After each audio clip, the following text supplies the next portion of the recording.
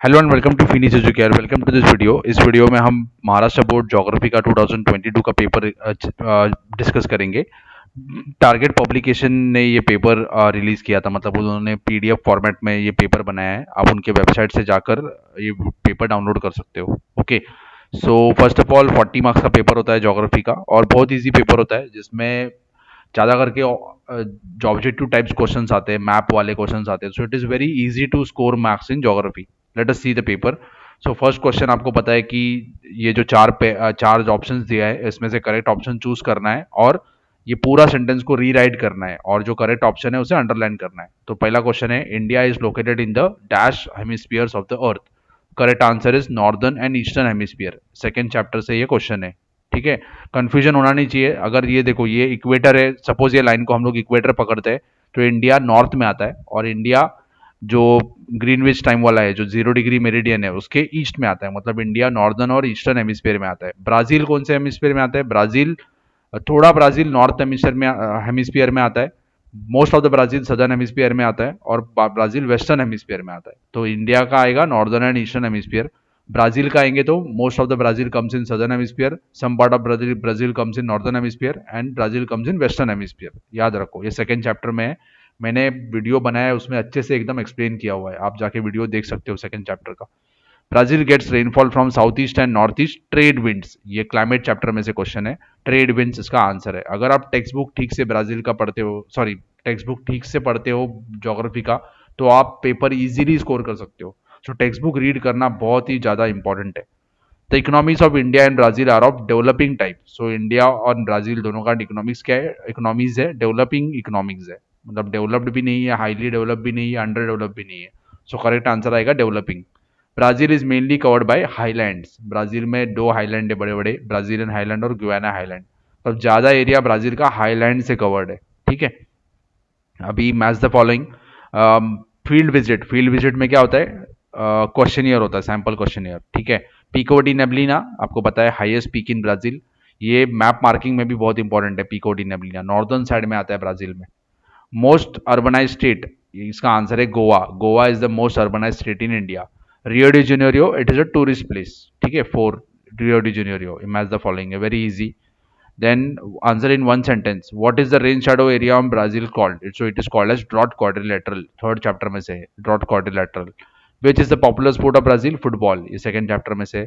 Area wise, which is the largest state in India? Correct answer is Rajasthan. Which longitude in India is considered as Indian Standard Time? So the 82 degree 30 minutes या 82.5 degree east longitude is Indian Standard Time. So 82.5 degrees east longitude. ठीक है, ये Indian standard time. What is what type of agriculture is mainly practised in India? India में कौन सा type of agriculture है? Subsistence. In India agriculture is mainly subsistence type. Subsistence मतलब क्या? लोग अपना गुजारा करने के लिए एग्रीकल्चर करते हैं। बहुत सारे लोग ऐसे करते हैं। मोस्टली पूछा है यहाँ, मेनली पूछा है, तो सब्सिस्टेंस टाइप ऑफ एग्रीकल्चर। ये वापस अगर आप टेक्स्ट बुक ठीक से पढ़ते हो तो आप आंसर कर पाओगे, नहीं तो आपको मुश्किल है। पेपर बहुत इजी होता है, बहुत इजी, कुछ बड़े बड़े क्वेश्चंस भी नहीं होते, लेकिन टेक्स्ट बुक रीड करना बहुत इंपॉर्टेंट है। अगर आपने अब तक किया नहीं होगा तो टेक्स्ट बुक रीड करना चालू करो। जस्ट टेक्स्ट बुक में गो थ्रू करो, और इंपॉर्टेंट पॉइंट्स है उसे अंडरलाइन करो। ठीक है, अगेन ये मैप मार्किंग बहुत ही ईजी है। बहुत सारे क्वेश्चंस तो अगर आपने देखा होगा, ये यहाँ मैंने 21 डाला हुआ है। ये पीडीएफ टेक्स्ट बुक का 21 पेज नंबर है। तो बहुत सारे क्वेश्चंस सेकंड चैप्टर में से आए हुए हैं। जैसे सिक्किम पूछा है। ठीक है, अगर हम 21 पेज नंबर पे जाते हैं, ये पीडीएफ का पेज नंबर है। अगर आप टेक्स्ट बुक में जाओगे तो पेज नंबर 10 आएगा। तो अगर हम यहाँ जाएंगे तो देखो, यहाँ सिक्किम है। सिक्किम यहाँ इंडिया में आता है, इंडिया के मैप में सिक्किम यहाँ मार्क करना है आपको। उसके बाद लक्षद्वीप, याद रखो लक्षद्वीप आएगा अरेबियन सी में। अरेबियन सी में जो आइलैंड ग्रुप्स है, ये जो पॉइंट है, ये है लक्षद्वीप। और बे ऑफ बंगाल में आते हैं अंडमान एंड निकोबार आइलैंड। ये इंपॉर्टेंट है। और अगर आपको मैप में पूछता है Indira point, southern most tip of India, तो यहाँ इंदिरा पॉइंट, अंडमान निकोबार का जो लास्ट आइलैंड है उसे मार्क करना है, इंदिरा पॉइंट। ये बहुत इंपॉर्टेंट है map marking question. Then Chennai port अगर आप जाओगे तो इकोनॉमिक्स वाला जो चैप्टर है, उसमें अगर आप जाओगे तो यहाँ देखो, यहाँ चेन्नई का पोर्ट है, चेन्नई यहाँ मार्क करना है। और पोर्ट जब भी मार्क करते हो तो ये सिंबल आपको निकालना है। ठीक है, इंडेक्स बनाना बहुत इंपॉर्टेंट है मैप में। मैंने ऑलरेडी बहुत सारी वीडियोस अपलोड किया है जहाँ मैप कैसे सॉल्व करना है ये सब बता दिया है। देन मिनरल ऑयल रिफाइनरीज इन आसाम, इसका मुझे टेक्स्ट बुक में मिला नहीं, लेकिन टेक्स्ट बुक में मतलब मैप मार्किंग में मिला नहीं है, मैप में मिला नहीं दिखबोई, लेकिन उसका रेफरेंस है जहाँ क्रूड ऑयल वगैरह मिलता है।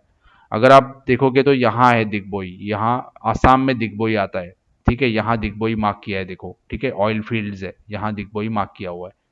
Then any one any one southern state of India with highest density of population, तो आप तमिलनाडु या केरला दोनों में से कोई भी मार्क कर सकते हो। ये southern most state of India है जहाँ पॉपुलेशन डेंसिटी हाई है, तो यहाँ केरला है, यहाँ तमिलनाडु है, आप दोनों में से कोई भी मार्क कर सकते हो। ठीक है, ये केरला, ये Tamil Nadu. Then tropic of cancer, tropic of cancer कहाँ से पास होता है इंडिया से, ये आपको पता होना चाहिए। ट्रॉपिक ऑफ कैंसर इंडिया में कहाँ से पास होता है, तो northern part of India, Madhya Pradesh, ये सब एरिया से पास होता है। तो ये जो लाइन दिख रहा है आपको 23 डिग्री 30 मिनट्स नॉर्थ, ये जो नीचे वाला लाइन है ये है ट्रॉपिक ऑफ कैंसर, यहाँ दिया है देखो ट्रॉपिक ऑफ कैंसर। तो आपको ये अंदाजा होना चाहिए कि इंडिया के बीचों बीच ये पास होता है। ठीक है, देन ये मैप दिया हुआ है ब्राज़ील का, मैप को देखकर आपको क्वेश्चंस दिए हैं और ये क्वेश्चंस के आंसर आपको निकालने हैं। ये बहुत ही ज़्यादा सिंपल है। Name any two type of forest in Brazil, यहाँ इसका आंसर मिल गया आपको। इक्वेटोरियल फॉरेस्ट, ट्रॉपिकल ग्रासलैंड, कोई भी लिखो आप, thorny shrub forest. Name the island shown in the map, अब यहाँ अगर आप ध्यान से देखोगे तो यहाँ एक आइलैंड है, मजारो आइलैंड, यही आपको लिखना है। In which place do you find crocodiles, crocodiles कहाँ मिलेंगे आपको, देखो यहाँ पेंटनाल में मिलते हैं। Then where is the tamarin found in Brazil, तो ये जो एनिमल यहाँ दिख रहा है आपको गोल्डन लाइन टेमरीन, ये मिलता है near the coastal part of north north Atlantic ocean, और you can write near the Amazon river basin. ठीक है, then name the grassland to the southern most part of Brazil, अभी ब्राज़ील में दो बड़े बड़े ग्रासलैंड है, एक है सवाना सवाना ग्रासलैंड, दूसरा आता है पेम्पास ग्रासलैंड। तो आपको ये सदर्न मोस्ट पूछा हुआ है, सदर्न मोस्ट जो ये आएगा पेम्पास। तो ब्राज़ील का मैप मार्किंग में भी यही क्वेश्चंस आते हैं, पेंटनल मार्क करने के लिए आएगा, सवाना मार्क करने के लिए आएगा, कटिंगा मार्क करने के लिए आएगा, पैम्पास मार्क करने के लिए आएगा। तो ये सब चीज़ आपको पता होना चाहिए। अमेजॉन रिवर बेसिन कहाँ है, मजारो आइलैंड कहाँ है, यहाँ एक मनास पोर्ट है, यहाँ आपको आएगा पिको डी नेबलिना, इस रीजन में पिको डी नेबलिना आता है, वो आपको मार्क करने के लिए आना चाहिए। तो बहुत ही सिंपल होता है ब्राज़ील का map marking. Give geographical reason for any two deciduous type of forest are found in India, तो अगर आप टेक्स्ट बुक में पीडीएफ में 44 पेज नंबर पे जाओगे तो यहाँ इंडिया के फॉरेस्ट के बारे में दिया है। अगर ये मैप अगर आप देखते हो तो ये आएगा ग्रीन कलर डेसिडियस फॉरेस्ट के लिए, तो ज़्यादा ग्रीन आपको डेसिडियस दिख रहा है। ठीक है, उसका मतलब क्या है कि डेसिडियस फॉरेस्ट इंडिया में ज़्यादा मिलता है। क्यों? क्योंकि in the areas in the region receiving rainfall between 1000 millimetres to 2000 millimetres in India, deciduous type of forests are found. So most of the regions in India are getting this kind of rainfall. तो ऐसा rainfall होता है, उसके वजह से वहाँ deciduous forest होते हैं। So in dried season trees shed their leaves so that water is not lost due to evaporation, कि वहाँ रेनफॉल कम होता है उसके वजह से वहाँ डेसिडियस फॉरेस्ट होता है, ये सबसे बड़ा रीजन है। एग्जाम्पल है teak, bamboo, banyan, peepal etcetera are the trees found in that region. Then eco tourism is being developed more in Brazil, अभी इको टूरिज्म का अगर आप देखोगे तो यहाँ उसका आंसर मिलेगा आपको टूरिज्म चैप्टर में, यहाँ से स्टार्ट होता है ब्राज़ील। ब्राज़ील में क्या है, क्लीन बीचेस है, clean white sand beaches, attractive sea coast with beautiful island, orchards, deep dense forest, ये सब चीज़ें हैं वहाँ। रियो डी जेनेरियो सब है, ब्राज़ीलिया है, टूरिस्ट अट्रैक्शन है। उसके बाद टूरिस्ट जो है ब्राज़ील के वहाँ सेंसिटिव सेंसिटिव नेचुरल रिसोर्स है ब्राज़ील में, उसके वजह से लोग, फॉरेस्ट है उसके वजह से लोग जब वहाँ जाके विजिट करते हैं। So because of this eco tourism is developing at fast rate in Brazil, तो ये आप लिख सकते हो। Then fishing plays an important role in economy of India, तो फिशिंग का अगर आप बात करोगे तो यहाँ सीधा आंसर उसका दिया हुआ है। ठीक है, फिशिंग इन इंडिया, तो fishing plays an important role in the economy of India, तो उसके आगे ये पूरा आपको लिखना है कि फिशेस कौन से मिलते हैं, कहाँ कहाँ मिलते हैं, ये सब आपको लिखना है। ठीक है, ये आएगा टेक्स्ट बुक पेज नंबर 56 पे। ठीक है, then there is a limitation on mining in the interior parts of Brazil, अभी इंटीरियर पार्ट्स ऑफ ब्राज़ील अगर आप देखोगे तो वहाँ माइनिंग कम होता है। इसका रीज़न क्या है, देखो ब्राज़ील का मैप अगर आप देखोगे तो आपको पता है कि ब्राज़ील के इंटीरियर पार्ट में माइनिंग कम हो रहा है, यहाँ माइनिंग ज़्यादा होता है। ये अलग यहाँ देखो माइनिंग के बारे में दिया हुआ है, यहाँ माइनिंग कम होता है, मिनरल्स है लेकिन माइनिंग कम होता है, यहाँ माइनिंग ज़्यादा होता है। तो इसका रीज़न क्या है, देखो इसका रीज़न है eastern part of Brazil is rich in various type of minerals like iron ore, manganese, nickel, copper, bauxite, tungsten, diamonds etcetera.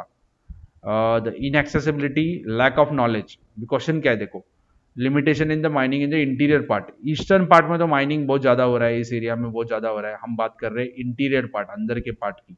तो अंदर का पार्ट क्या है? इनएक्सेसिबिलिटी एक रीजन है, lack of knowledge of potential reserves of resources, dense forest etcetera are the factors which led to have limitations mining in the interior part of the country. तो ये region है inaccessibility, मतलब वहाँ roads नहीं है जाने के लिए, रेलवेज नहीं है, lack of knowledge of potential reserves and dense forest, ये रीजन है, ये लिखना है आपको, ठीक है।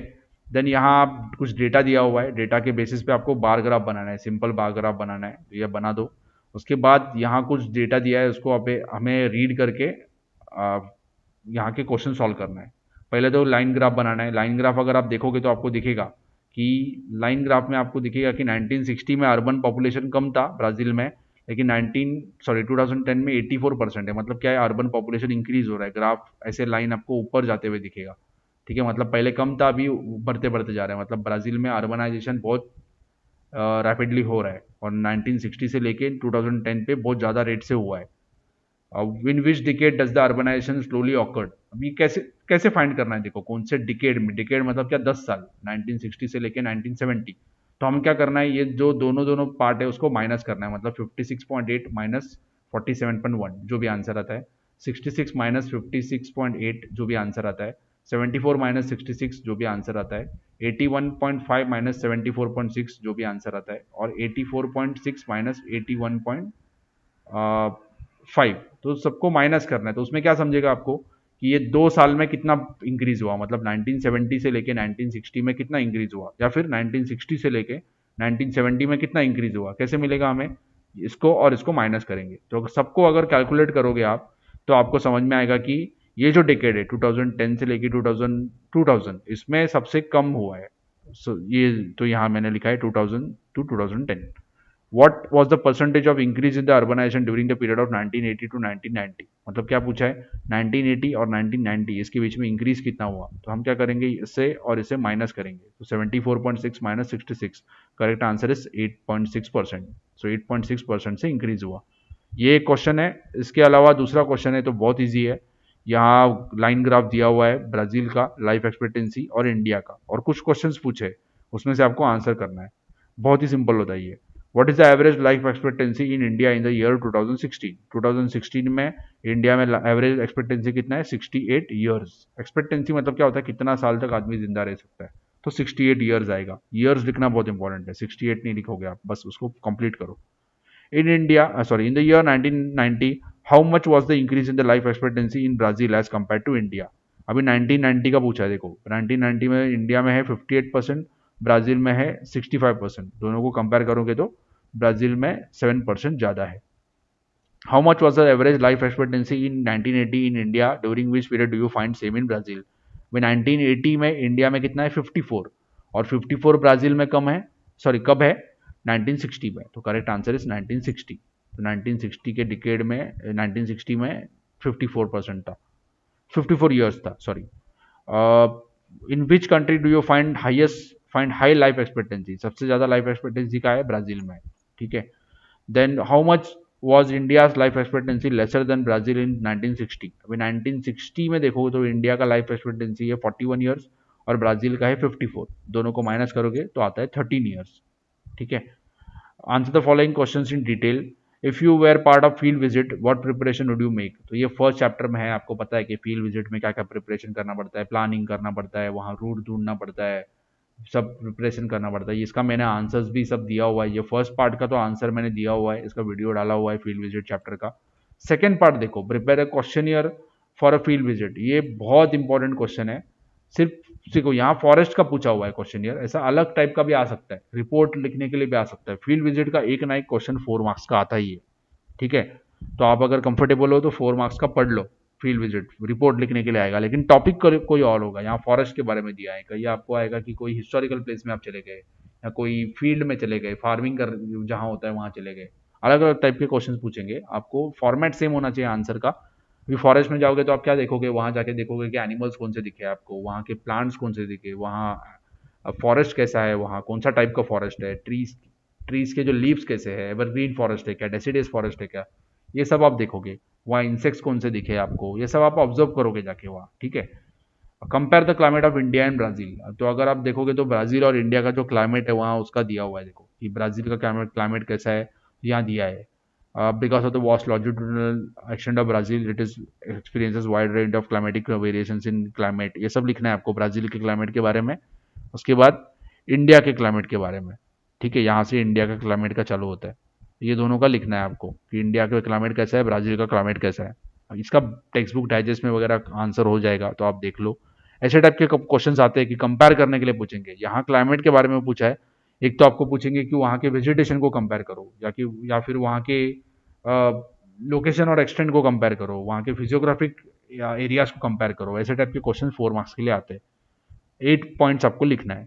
Explain the characteristics of north Indian planes. अभी नॉर्थ इंडियन प्लेन्स के बारे में डायरेक्ट आंसर टेक्स्ट बुक में आपको मिलेगा, वो पूरा आपको लिखना है कि यहाँ दिया है, देखो 3rd चैप्टर में द नॉर्थ इंडियन प्लेन्स। तो ये division that lies between Himalayan mountain ranges and peninsula plateau that is called as north Indian plains. तो ये पूरा नॉर्थ इंडियन प्लेन्स के बारे में दिया है, ये पूरा आपको लिखना है। 8 मार्क्स के लिए आता है।